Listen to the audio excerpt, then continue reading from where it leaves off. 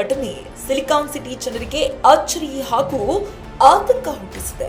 ನಗರದ ಬ್ಯಾಡರಹಳ್ಳಿಯಲ್ಲಿ ಮಹಿಳೆಗೆ ಕಿರುಕುಳ ಹಾಗೂ ಬೆದರಿಕೆ ಆರೋಪ ಕೇಳಿಬಂದಿದ್ದು ಸ್ಥಳೀಯವಾಗಿ ಸಾಕಷ್ಟು ಚರ್ಚೆಗೆ ಇದು ಕಾರಣವಾಗಿದೆ. ಬ್ಯಾಡರಹಳ್ಳಿ ಪ್ರದೇಶದಲ್ಲಿರುವ ಪ್ರಕಾಶ್ ಡಯಾಗ್ನಾಸ್ಟಿಕ್ ಲ್ಯಾಬೊರೇಟರಿಯಲ್ಲಿ ಈ ಘಟನೆ ನಡೆದಿದೆ. ಹೌದು, ಬ್ಯಾಡರಹಳ್ಳಿ ನಿವಾಸಿಯಾದ ಜಯಶ್ರೀ ಎಸ್ಕೆ ಎಂಬ ಮಹಿಳೆ ಈ ಸಂಬಂಧ ಪೊಲೀಸರಿಗೆ ದೂರು ನೀಡಿದ್ದಾರೆ. ಅವರ ದೂರಿನ ಪ್ರಕಾರ ಇದೇ ತಿಂಗಳ 5ರಂದು ಬೆಳಿಗ್ಗೆ ಥೈರಾಯ್ಡ್ ಪರೀಕ್ಷೆಗಾಗಿ ಅವರು ಲ್ಯಾಬ್ಗೆ ಭೇಟಿ ನೀಡಿದ್ರು.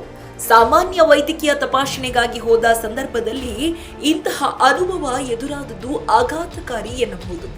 ರಕ್ತದ ಮಾದರಿ ಸಂಗ್ರಹಿಸುವ ವೇಳೆ ಲ್ಯಾಬ್ನ ತಂತ್ರಜ್ಞ ಪ್ರದೀಪ್ ಅವರು ಅಸಭ್ಯವಾಗಿ ವರ್ತಿಸಿದ್ದಾರೆ ಎಂಬ ಗಂಭೀರ ಆರೋಪ ಕೇಳಿಬಂದಿದೆ. ರಕ್ತ ತೆಗೆದುಕೊಳ್ಳುವಾಗ ನೋವಾಗುತ್ತಿದೆ ಎಂದು ಮಹಿಳೆ ತಿಳಿಸಿದ್ರು. ಸಿಬ್ಬಂದಿ ಅದನ್ನು ಲೆಕ್ಕಿಸದೆ ಬೇಜವಾಬ್ದಾರಿಯಿಂದ ವರ್ತಿಸಿದ್ದಾರೆ ಎಂದು ದೂರಿನಲ್ಲಿ ಉಲ್ಲೇಖಿಸಲಾಗಿದೆ. ಇದಲ್ಲದೆ ಈ ಕುರಿತು ಪ್ರಶ್ನಿಸಲು ಮಹಿಳೆ ಮುಂದಾದಾಗ ಲ್ಯಾಬ್ ಮ್ಯಾನೇಜರ್ ಪ್ರಭಾಕರ್ ಹಾಗೂ ಸಿಬ್ಬಂದಿ ಪ್ರದೀಪ್ ಇಬ್ಬರು ಸೇರಿ ಮಹಿಳೆಗೆ ಬೆದರಿಕೆ ಹಾಕಿದ್ದಾರೆ ಎನ್ನಲಾಗ್ತಿದೆ. ಈ ಘಟನೆ ಒಂದು ರೀತಿಯಲ್ಲಿ ಮಹಿಳೆಯರಲ್ಲಿ ಭಯ ಹಾಗೂ ಅಸುರಕ್ಷಿತ ಭಾವನೆ ಮೂಡಿಸುವಂತಾಗಿದೆ.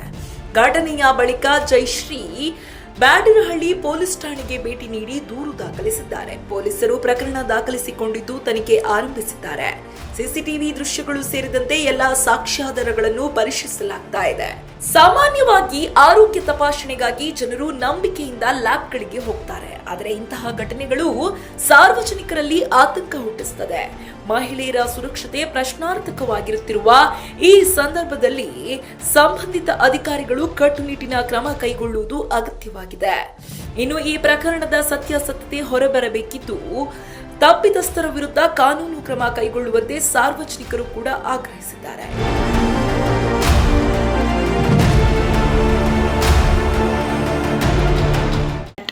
ನಮಸ್ಕಾರ, ನನ್ನ ಹೆಸರು ಜಯಶ್ರೀ ಅಂತ.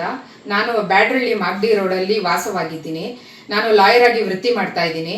ನಾನು ಮಾರ್ಚ್ ತಿಂಗಳು 4ನೇ ತಾರೀಕು ಸುಮಾರು 7:30ರಲ್ಲಿ ಥೈರಾಯ್ಡ್ ಟೆಸ್ಟ್ ಮಾಡೋದಕ್ಕೆ ಪ್ರಕಾಶ್ ಡಯಾಗ್ನಾಸ್ಟಿಕ್ ಲ್ಯಾಬಿಗೆ ಹೋಗ್ತೀನಿ. ಸುಮಾರು 7:30ರಲ್ಲಿ ಅವ್ರು ರಕ್ತ ಪರೀಕ್ಷೆ ಮಾಡ್ತಾರೆ. ರಕ್ತ ಚುಚ್ಚಬೇಕಾದ್ರೆ ನನಗೆ ನೋವಾಗುತ್ತೆ, ರಕ್ತ ಬರದೇ ಇಲ್ಲ, ಇನ್ನೊಂದು ಕೈ ಚುಚ್ಚಿ ನನಗೆ ನೋವಾಗಿದೆ ಅಂತ ಹೇಳ್ತೀನಿ. ಅವಾಗ ಅವರು ತಿರ್ಗಾ ಇನ್ನೊಂದ್ಸತಿ ಅದೇ ನೀಡಲಿಂದಾನೇ ಚುಚ್ತಾರೆ. ಒಂದು ನೀಡಲ್ ವೇಸ್ಟ್ ಮಾಡೋದಕ್ಕೋಸ್ಕರ ನೋಡಿಕೊಂಡು ಆ ಲ್ಯಾಬ್ನವರು ನನಗೆ ಚುಚ್ಚಿದ್ರಿಂದ ಎಡಗೈ ನೀಲ್ಗಟ್ಟು ಬಿಡುತ್ತೆ ಸಂಜೆ ಅಷ್ಟಲ್ಲಿ.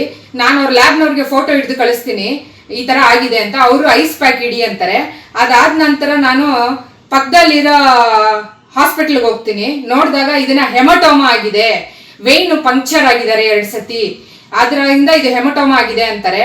ಅದಾದ ನಂತರ ನಾನು ಟ್ರೀಟ್ಮೆಂಟ್ ತಗೋತೀನಿ. ಊತ ಬಂದ್ಬಿಡುತ್ತೆ, ತುಂಬಾ ಊತ ಬಂದಿದೆ. ಒಂದು 20 ಡೇಸ್ ಆದ್ಮೇಲೆ, ಒಂದು 20 ದಿವಸ ಆದ್ಮೇಲೆ ತಿರ್ಗಾ ಊತ ಬರುತ್ತೆ, ಕೈ ಭಾರ ಆಗುತ್ತೆ. ಅದಾದ್ಮೇಲೆ ತಿರ್ಗಾ ವಿಕ್ಟೋರಿಯಾ ಹಾಸ್ಪಿಟಲ್ ಟ್ರೀಟ್ಮೆಂಟ್ ತಗೋತೀನಿ. ನರ್ವ್ ಸ್ಟಡಿ ಮಾಡಿದ್ಮೇಲೆ ನರ್ವ್ ಡ್ಯಾಮೇಜ್ ಆಗಿದೆ ಅಂತಾರೆ. ನಾನು ಬ್ಯಾಡರಹಳ್ಳಿ ಪೊಲೀಸ್ ಸ್ಟೇಷನ್ ಅಲ್ಲಿ FIR ಮಾಡ್ತೀನಿ. FIR ಮಾಡಿದ್ಮೇಲೂ ಅವ್ರು ಮಾಜಾರ್ ಮಾಡೋದಕ್ಕೂ ಲ್ಯಾಬ್ ಮುಚ್ಚಿದ ಮೇಲೆ ಭಾನುವಾರ ಸಂಜೆ ಮಾಜಾರ್ ಮಾಡ್ತಾರೆ.